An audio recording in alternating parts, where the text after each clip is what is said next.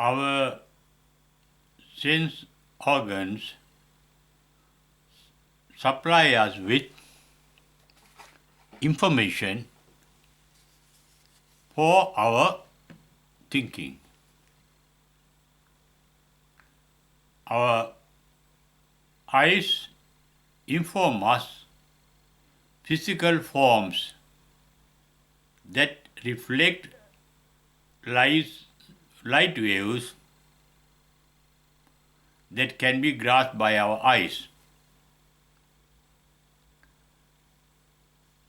Our ears provide us information with regard to the sound waves grasping our ears.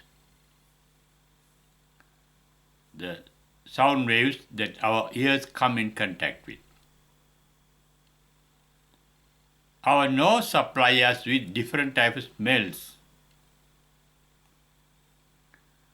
Our tongue supplies us with different types of taste.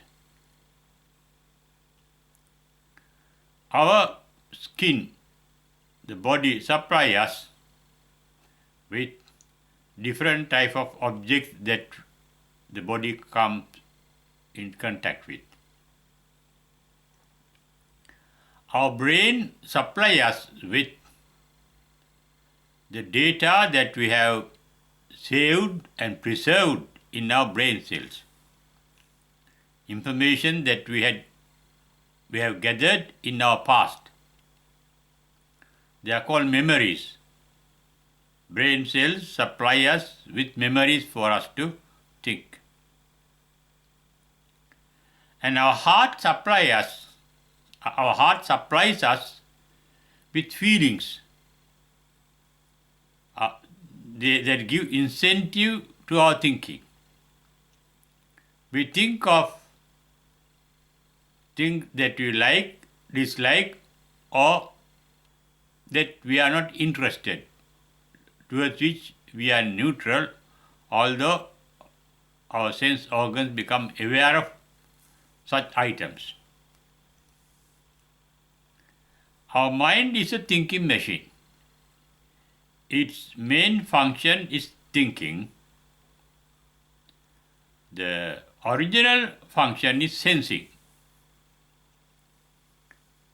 The mind senses, it's a sensor that becomes aware of information, and with regard to the information, the mind starts thinking further with the memories saved and preserved in our brain cells. Therefore, our sense organs, inclusive of our heart and brain, the external 5 organs, and the internal 2 organs, the heart and brain, they supply us with information for thinking. Thinking ends at the enlightenment. The path to enlightenment is non-thinking, but maintaining awareness. That is what the Buddha advised an ascetic called Bahya in the Bahya Sutta as the shortest cut to Nirvana, shortest cut to enlightenment. That is, being aware of sensations, but without thinking of what one becomes aware of. In the first paean of joy after enlightenment, Buddha said, thinking ceased at his enlightenment. Visankara gatan chittang, thought form ceased, formation of thoughts ceased after enlightenment. Thought forms are mental images. They appear to be real, but they are images. Therefore, they are illusory. They are illusions. For example, our image may appear in a mirror, but that image is not myself. There is only an image, a picture of myself. My voice may be recorded, but that recorded voice is not myself speaking. It is a product of that particular machine that has recorded the speech.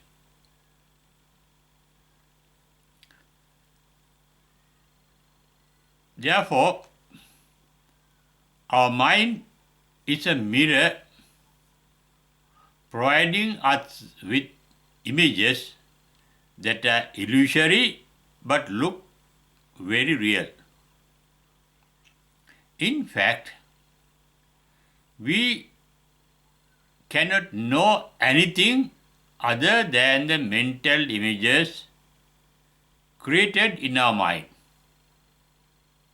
That is why Buddha said in the Rohitassa Sutta, the entire world that we experience is within our physical body, made up of our 5 external sense organs and the 2 internal sense organs, our heart and our brain. So that what we become aware of as our world is the world created by our mind with the information, they are defective, partial, incomplete, limited, little information supplied by our sense organs. And that is what we call knowledge, but it is really our ignorance, that the Buddha referred to as moha. It is due to ignorance that we have to think. If you know of something, there is no need to think. We can be aware. That is the state of mind of an enlightened one. They become aware of sense signals, that is called sanya vedaita. But they don't think of what they become aware of. That is what, as I mentioned earlier in the Bhaya Sutta, with the advice, don't think of what you become aware of. The shortest cut to Nirvana. Ditte dittamattang, if you see, just be aware something is seen. Sute sutamattang, when you hear something, just be aware that something is heard, don't think of it. We start thinking of something due to the sensation given by our heart, by liking, disliking or ignoring what our sense organs become aware of. Enlightenment means a mind free of liking, disliking and ignoring. Liking is called raga, translated into English as attachment. Disliking is called dosa, translated to English as resentment. And ignoring is called moha, ignorance. It's a neutral state of mind in which we are not interested, positively or negatively. Liking is positive interest. Disliking is negative interest. Moha, ignorance, is neither liking nor disliking. The mind becomes neutral. And all those events, liking, disliking and ignorance, lead to our thinking. As I mentioned earlier, at the Enlightenment, the mind is free of liking, disliking and ignorance. Raga, dosa, moha. Therefore, their minds, the enlightened state of a mind is called vitaragi, vitadosi, vitamohi. Free from attachment, resentment and ignorance. Free from ignorance means they are sensitive They are aware. They are alert. Their sense organs are fully alert. They don't ignore anything. They just become aware of it. We try to ignore certain things. There may be sounds, we may not hear them because we are not interested in those things. We may see certain things, but we may not be aware of what our eyes can see because we are not interested in such things. That is called ignorance. The path to enlightenment is full awareness, complete awareness, that is called satipatthana. Being aware, practicing awareness. Practicing awareness and being, that means being aware of sensations is the path to enlightenment. But being aware without thinking of what one becomes aware of. We think of things that we like, dislike, or that we want to ignore. Enlightened mind is taking things as they are. They are called yatha bhuta jnana darsana. Their awareness is awareness of anything without any discrimination, without liking and disliking or ignoring. Taking things as they are is called yatha bhuta jnana darsana. They can take things as they are means yatha labha santushti. Their mind is not disturbed but by what the mind becomes aware of. That is what is said in the Mangala Sutta, Puttasa loka dhammehi chittang kampati, with regard to enlightenment. Their mind is not disturbed, perturbed by what they become aware of in the world. That means they can accept things as they are, and they can accept things as they are because they know things as they are. They know the basic reality of everything. One thing that I mentioned earlier is we know nothing other than our mental formation, mental images supplied by our mind with the help of sensations that it receives. The mind itself is a sensor. Eye is a sensor, ear is a sensor, nose is a sensor, tongue is a sensor, the skin is a sensor, the heart is a sensor, the brain is a sensor. They supply us with the data, the information for thinking. Enlightenment means being free of all. When we are in a trance, your external sense organs are dormant. You don't see, you don't hear, you don't smell, you are in a trance. You are absorbed in a trance. That is what happens in the path to enlightenment through meditation. Either through tranquility meditation called samatha bhavana or insight meditation called vipassana bhavana. Getting fully absorbed in awareness, the object of awareness, and becoming one with it, that is called ekatta. Then you are no more there, only just awareness. You are no more there. There is the awareness of the eye, that is called chakkung udapa. That is what happened to Buddha at the enlightenment.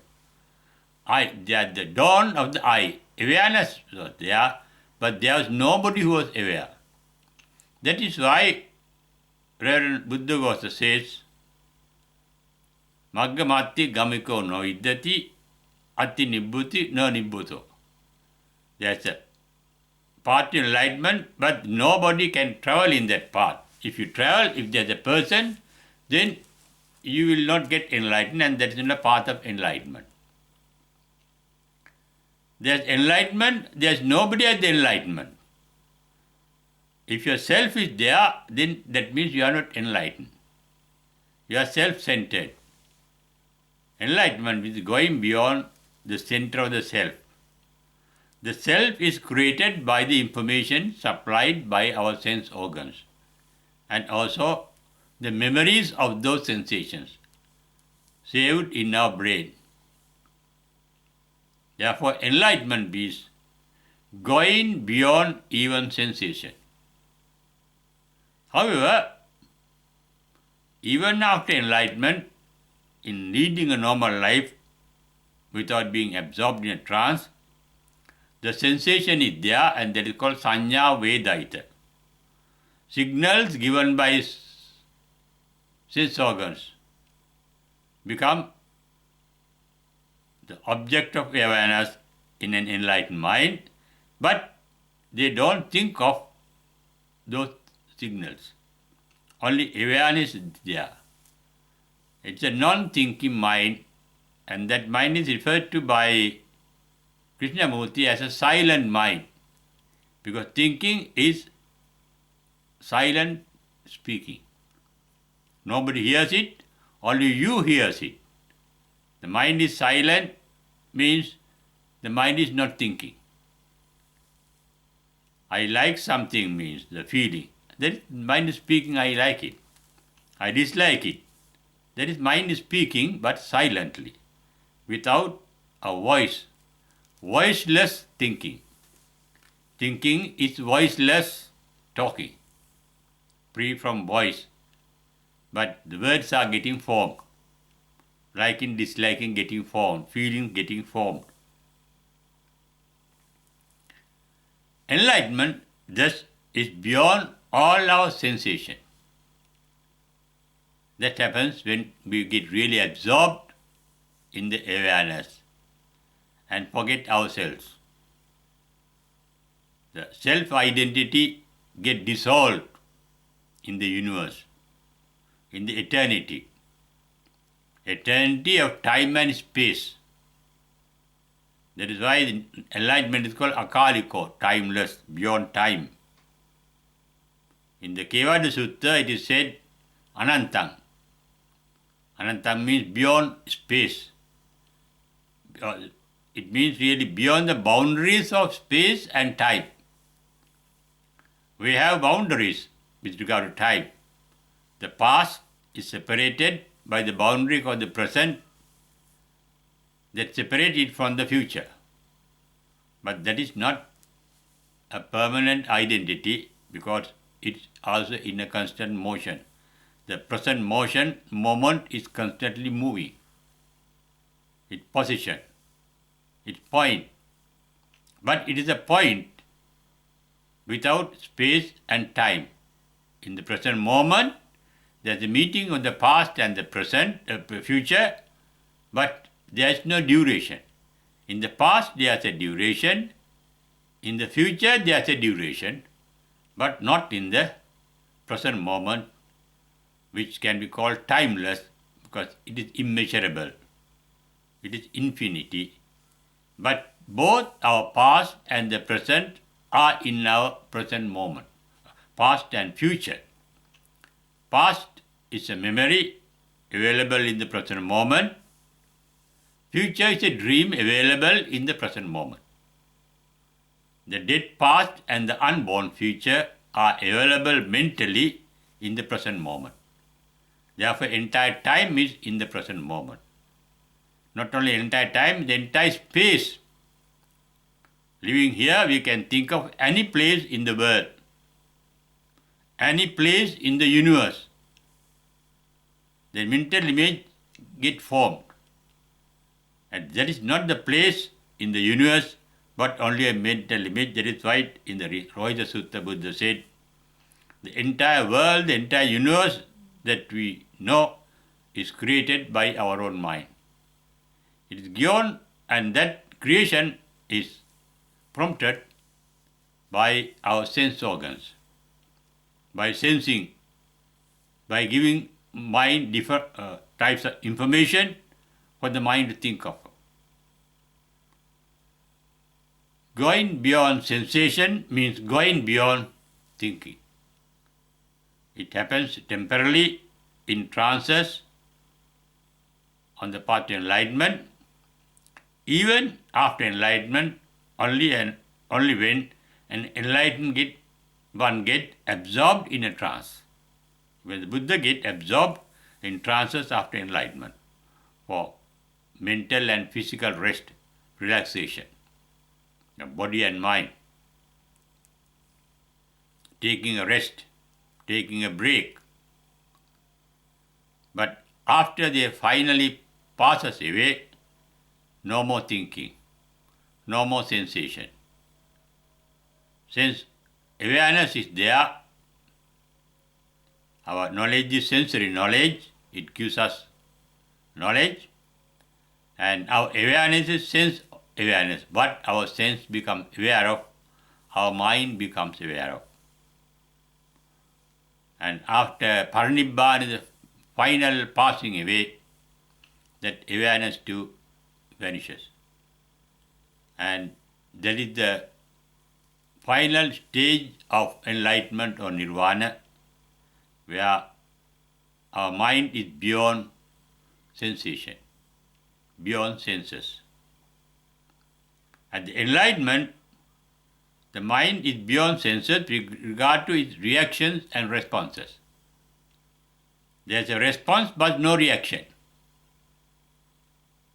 The enlightened ones have their sense organs becoming aware of sensations, aware of signals given by sense organs, but that is limited to awareness, limited to sensation.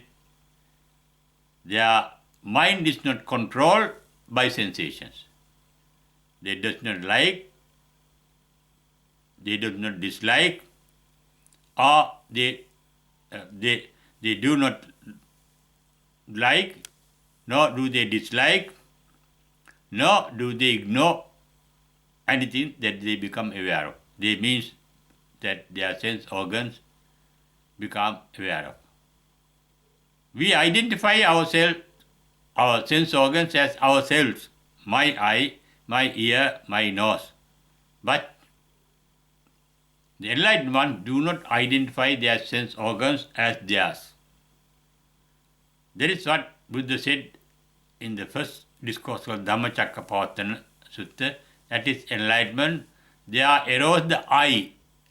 He doesn't say I saw something, I saw enlightenment. There arose the insight into enlightenment. That is the I. And jnanam udapada, the knowledge, awareness of that happens. He came to know what nirvana is. Then panya udapada, there arose the wisdom, insight of wisdom, realization of it as the ultimate reality, free from the changes in the ephemeral world in which we live. Beyond changes, no birth, no decay, no death. That state he realized. Until then, in the path to enlightenment, one becomes aware of things to be impermanent, anicca, dukkha, anattata. Things are ephemeral, dynamic, constantly changing, therefore nothing can retain a permanent identity. And even with regard to enlightenment, there is no permanent identity. There is no particular form for nirvana, is formless. Therefore, no sense organs can become aware of nirvana. We cannot see nirvana, we cannot hear nirvana, we cannot smell nirvana. We cannot taste nirvana, nor can we touch nirvana. But we can think of nirvana, then it becomes not nirvana but an idea of nirvana. The mental image of nirvana is not the real nirvana. In some discourses, Buddha said that nirvana can be sensed by the body. That is evidenced by the 4 arahants that passed away within the last 60 years in Taiwan.